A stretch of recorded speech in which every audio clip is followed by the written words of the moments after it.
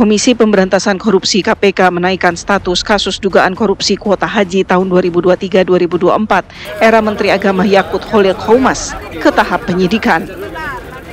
Langkah ini diambil setelah serangkaian pemeriksaan dan pengumpulan bukti, meskipun KPK belum mengumumkan siapa tersangkanya.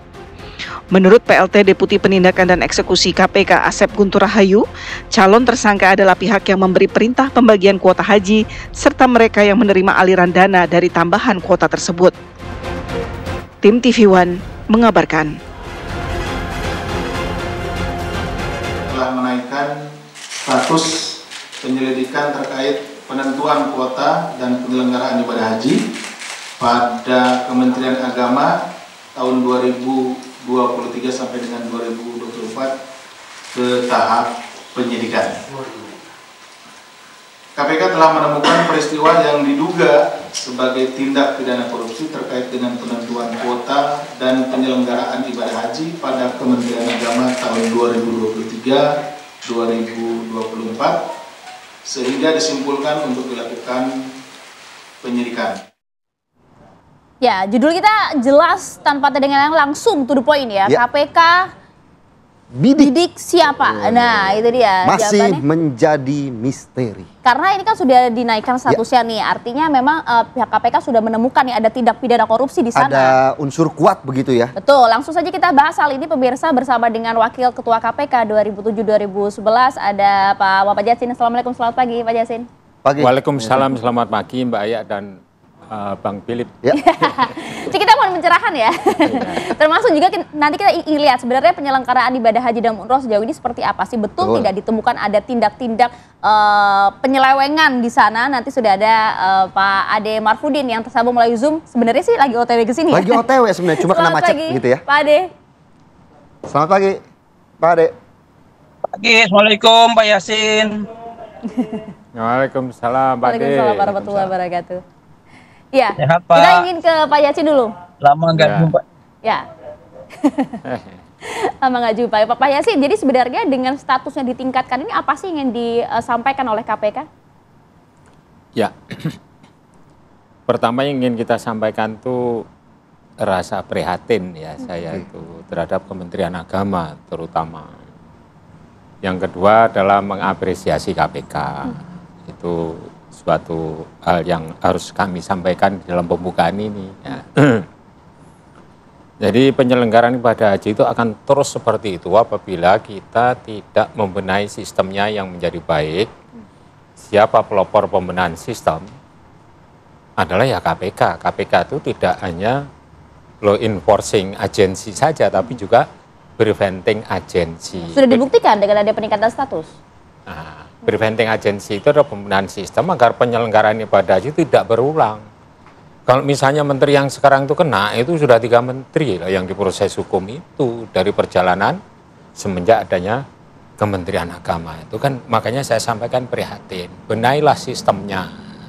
Kami dulu di KPK juga melakukan kajian sistem, ketemu 48 titik temuan, merupakan suatu prone areas of corruption, yaitu wilayah yang sangat rentan terhadap adanya korupsi di penyelenggaraan ibadah haji. Tuh. Nah, pertanyaan yang kedua tadi dari Mbak Aya, ini kenapa kok tersangka tapi meningkatkan status dari penyelidikan ke penyidikan, kok tidak ada tersangkanya? Ya, itu strategi KPK ya, kita hargai. Ya, jadi kalau sudah naik menjadi penyidikan itu kita sudah lega, jadi KPK ya, quote and quote sudah bekerja dengan baik selama ini. Kalau orang candaannya, yaitu sedang makan bubur panas, yaitu dimulai dari pinggirnya. Oke, tapi ini artinya nggak akan lama kan kemudian akan ada penetapan itu? Ya, dugaan saya seperti itu, tidak mengajari KPK ini ya. Dugaan saya tidak seperti itu, dari pengalaman yang lalu pun saya juga begitu. Pada waktu Pak Dirjen Hajinya itu Pak Anggito, dan yang diperiksa itu seluruh staf-staf, baik yang ada di kerja di Arab, yaitu Jeddah dan Mekah, dan juga seluruh pegawai yang ada di Kemenak. Saya ketemu Pak Anggito di Jeddah. Pak Anggito, siapa arahnya itu?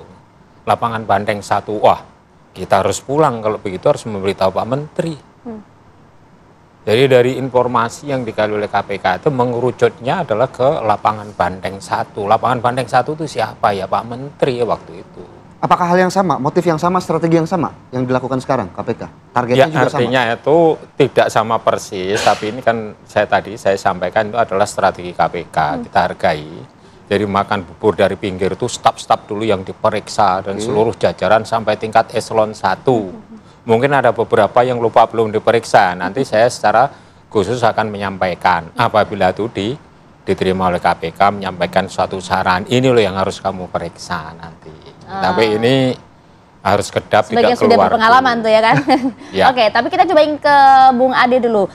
Pak Ade, jadi sebenarnya Anda melihatnya seperti apa? Ini sudah betul-betul loh nih ada tindak pidana di sana, artinya sudah mengantongi nama yang kemudian nanti akan kemudian ditetapkan sebagai tersangka. Oh iya, terima kasih. Ini kan sebuah langkah maju dari KPK. Dan ini kan menindaklanjuti dari hasil Pansus 2024, di mana secara pribadi saya mengawal Pansus itu beberapa kali bicara di parlemen untuk melahirkan sebuah rekomendasi. Cuma rekomendasi yang dilahirkan tempo hari adalah rekomendasi yang tidak menyebut, hanya menyerahkan kepada instansi terkait yaitu KPK untuk menindaklanjuti atau lembaga hukum. Nah, tidak menyebut kenapa? Karena Pansus tidak berhasil menghadirkan Pak Menteri waktu itu. Jadi Pak Menteri tidak hadir, otomatis karena Pak Menteri nggak hadir, maka hasilnya tidak maksimal. Sampai akhirnya Pansus hanya menyerahkan kalau ini ada temuan-temuan yang sifatnya korupsi, maka lembaga hukum harus bertindak sesuai dengan koridor yang berlaku, karena hukum harus ditegakkan dan tidak boleh tajam ke bawah, tapi sebaliknya harus tuntas kaitan dengan hasil Pansus tersebut. Nah, sekarang sudah ada mulai dibuka dan KPK sudah memanggil Pak Menteri tahun yang lalu 2024 itu baru bisa dipanggil sekarang. Artinya bahwa masyarakat sesungguhnya menunggu kejelasan. Kalau waktu itu adalah Pak Menteri hadir, proses tabayun, klarifikasi kan sudah bisa diselesaikan. Karena beliau mangkir, sehingga masyarakat bertanya-tanya seperti apa sih sesungguhnya. Ini kan yang menjadi fokus Pansus adalah lebih kepada pembagian kuota. Kuota itu seperti apa pembagiannya, khusus kuota tambahan. Ini kuota tambahan ini seperti apa pembagiannya, ini yang menjadi permasalahan, apakah ada penyalahgunaan wewenang atau seperti apa. Nah, transparansi penjelasan ini yang ditunggu oleh publik, oleh masyarakat. Ini saya kira akan terus ditingkatkan karena ada terindikasi bahwa kuota ini pembagiannya kan 50% seharusnya sudah melanggar undang-undang, di mana undang-undang sudah jelas aturannya. PIHK itu kan hanya kebagian 8% dari kuota tambahan maupun kuota normal. Nah, ini terjadi 50%. Kenapa? Ini kan perlu ada penjelasan tuntas dari pihak kementerian, khususnya karena kewenangan menteri ya menteri yang harus menjelaskan kepada masyarakat. Ini yang ditunggu. Nah, kalau sekarang wajar misalnya terus KPK mengejar ini adalah ingin pembuktian dan klarifikasi. Kalau betul ya tentunya adalah menyelamatkan Pak Menteri. Baik, kalau Mas ini Ade adalah sesuai dengan aturan. Tapi kalau justru keluar dari aturan, ini kan menjadi temuan yang perlu ditindaklanjuti lebih jauh. Baik, Mas Ade, kami juga penasaran. Mas Ade mungkin sedikit menarik ke belakang dari cerita Mas Ade bahwa kemarin di tahun lalu juga Pak Menteri mangkir. Apakah memang ada alasan khusus waktu itu Pak Menteri yang menjabat, Pak Menak Yakut Khalil Qomas, tidak memenuhi panggilan dari Pansus Haji? Ya, saya kan mendapat informasi jelas dari teman-teman Pansus itu waktu itu karena sudah melakukan mendatangi dan terus menggali informasi sebanyak-banyaknya. Ya, alasan yang diterima ditangkap oleh teman-teman Pansus waktu itu adalah karena tugas negara Pak Menteri keluar, sehingga panggilannya tidak bisa dihadirkan. Ini sesungguhnya kemangkiran ini kan timbul tanda tanya besar bagi masyarakat maupun Pansus. Kenapa bisa mangkir padahal bisa dijadwal ulang dan sebagainya. Dan timingnya waktu itu kan sudah sangat mepet dengan pergantian kabinet dan sebagainya, sehingga hiruk pikuknya adalah lebih nuansa politik yang muncul karena pergantian menteri, perubahan dan pelantikan presiden dan sebagainya. Sehingga ini sedikit waktunya juga mepet, di mana DPR juga harus dilantik yang baru, sehingga ini tertunda pemanggilannya. Ini apa diserahkan ya sudah diambangkan dan sampai sekarang tidak pernah dapat dipanggil, dihadirkan dalam pansus, keluarnya tanpa ada klarifikasi tabayun dari Pak Menteri terhadap pembagian kuota tersebut. Oke, tapi ini sebenarnya begini ya Pak Jatsin, ini konteksnya adalah bertabayun, betul tidak sih, ingin memintai klarifikasi dan juga memang salah satu yang memiliki wewenang begitu. Jadi tanpa kemudian membantah begitu ya pernyataan publik bahwa ini sama sekali tidak ada unsur politis ya di sini KPK? Ya, saya memandang ini murni penegakan hukum. Oke. Karena apa? Karena kita berbicara mengenai histori dari penambahan kuota ini. 23 Juni tahun 2023 itu pemerintah Arab Saudi sudah menyampaikan adanya tambahan kuota sebanyak 20.000. Nah, kuota aslinya berapa? Adalah 1% dari total population yang beragama Islam. Tapi di situ ketemunya adalah 221.000. Ya. Kapan itu disepakati bahwa ada tambahan kuota itu bersama DPR Komisi 8? Itu tanggalnya adalah 27 Oktober tahun 2023. Jadi totalnya menjadi berapa? Dari 221 ditambah 20 itu menjadi 241.000. Nah, kemudian Menteri Agama mengeluarkan PMA, Peraturan Menteri Agama. Itu tanggalnya adalah 15 November tahun 2023. Baru disepakati dengan DPR bahwa ini 247, Menteri Agama, ya ada tambahan 20.000. Katakanlah begitu ya. Kemudian berlanjut 1 bulan berikutnya, yakni 15 November tahun 2023, itu diturunkan kembali PMA-nya itu seakan-akan tidak ada tambahan kuota, yakni berapa? 221.000. Sehingga kalau dikalikan misalnya dengan 92% itu adalah untuk haji reguler, ketemunya 203.000, semakin kecil. Sebentar, keluar lagi KMA, Keputusan Menteri Agama. Ini runtun ini kisah kami cerita ini berdasarkan hasil dari Pansus, ya kan?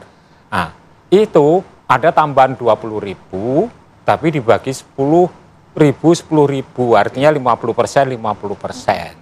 Yang harusnya kan lebih besar kuotanya untuk reguler. Untuk gitu kan? reguler. Ini sudah diperjualbelikan. Betul. Jadi seharusnya ya itu tetap mengacu kepada Undang-Undang Nomor 8 Tahun 2019 tentang penyelenggaraan ibadah haji, di mana pasal 2-nya diatur itu 8% itu untuk haji khusus. Nah, dan kemudian kalau sudah disebut 8% haji khusus, pasti regulernya 92%. Ayat 4-nya menyebutkan itu berdasarkan urut-urutan, tidak boleh itu nyerobot tahun ini daftar kemudian tahun ini juga berangkat. Itu melukai rasa keadilan masyarakat yang nunggunya 17 tahun sampai 47 tahun.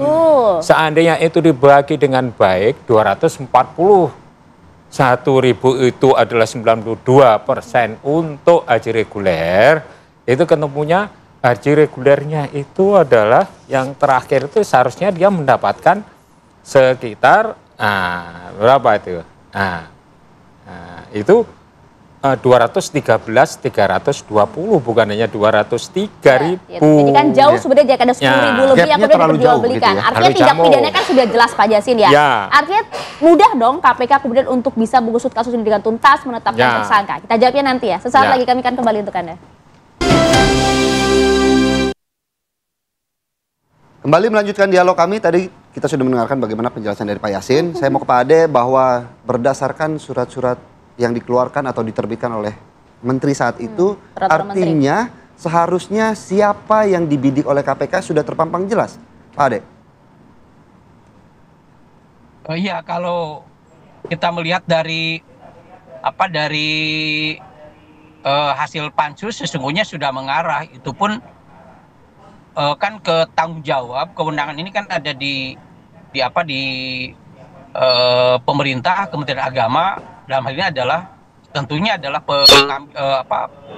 pengambil kebijakan ini kan Pak Menteri. Nah ini kan sudah dari awal sudah diminta pertanggungjawaban dalam tanda kutip adalah untuk menjelaskan seperti apa mekanismenya dan sampai termasuk misalnya kenapa alasannya harus dibagi 50% kok keluar dari koridor hukum yaitu Undang-Undang Nomor 8 2019. Ini kan jelas pasal 64 hanya 8% haknya PIHK khusus. Ini kan harus dijelaskan secara detail.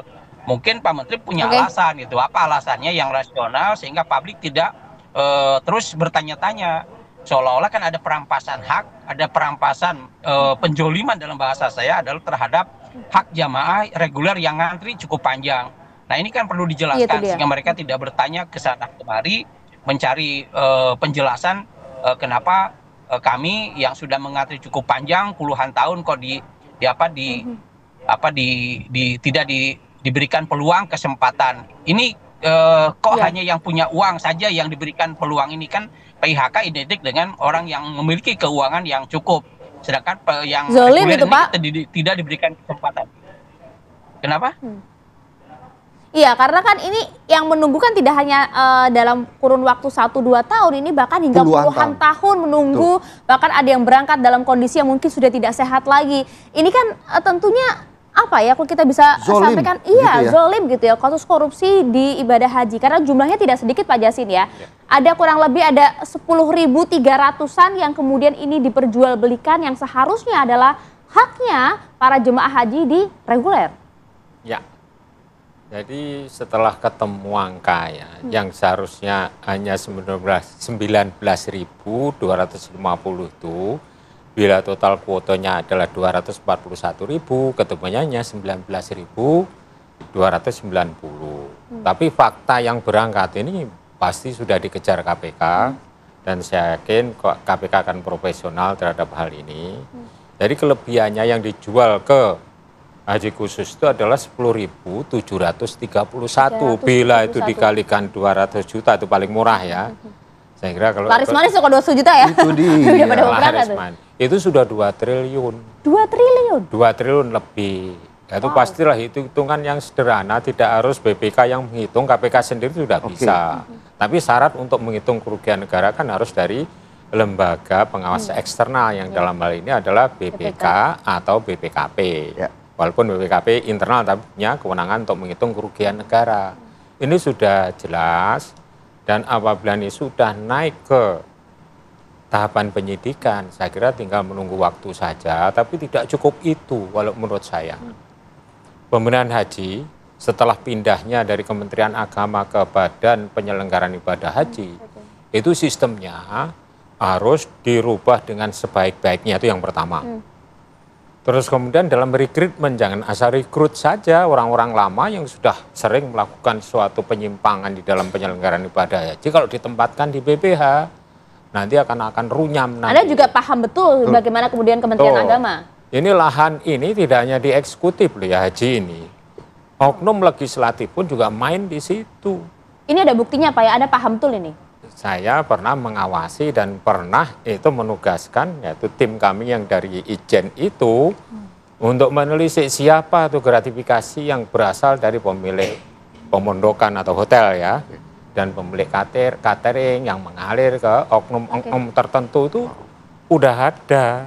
Tapi pimpinan KPK periode waktu itu adalah periode 3 kan fokusnya adalah lapangan Banteng 1 yang seharusnya kalau untuk bersih-bersih itu harus pembenahan sistem sehingga kedepannya tidak terulang kasus korupsi di ibadah haji ini. Memalukan kalau didengar masyarakat internasional. Menyangkut hajat hampir seluruh masyarakat Indonesia loh kasus ini. Ya, dan itu merugikan masyarakat Indonesia yang antriannya 17 tahun sampai 47 tahun. Seandainya 10.731 tidak alokasikan ke reguler, itu akan mengurangi masa antrian. Itu dia, kita sebagai negara dengan masyarakat muslim terbesar, malu kita.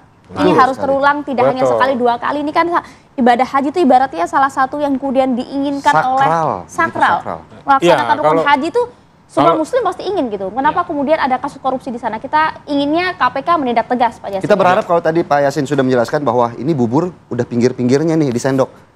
Kita tunggu tengahnya, karena biasanya ayam suwirnya itu ada di tengah, begitu ya. Jangan sampai cuma yang bubur sama kecapnya doang gitu. Iya, betul sekali. Siap. Harapan kita seperti itu. Dan prediksi saya bukan kok ngajari KPK pasti profesional. Mengarahnya ke situ adalah ke kita tunggu ya. Bagaimana KPK yang akan membidik ayamnya yang ada di tengah itu. Oke, siap Pak Kais. Terima kasih Pak Yasin untuk Yasin. waktunya pagi hari ini dan juga Pak Ade untuk waktunya pada pagi hari ini. Pemirsa, di segmen selanjutnya kami masih akan menghadirkan berita-berita viral untuk Anda.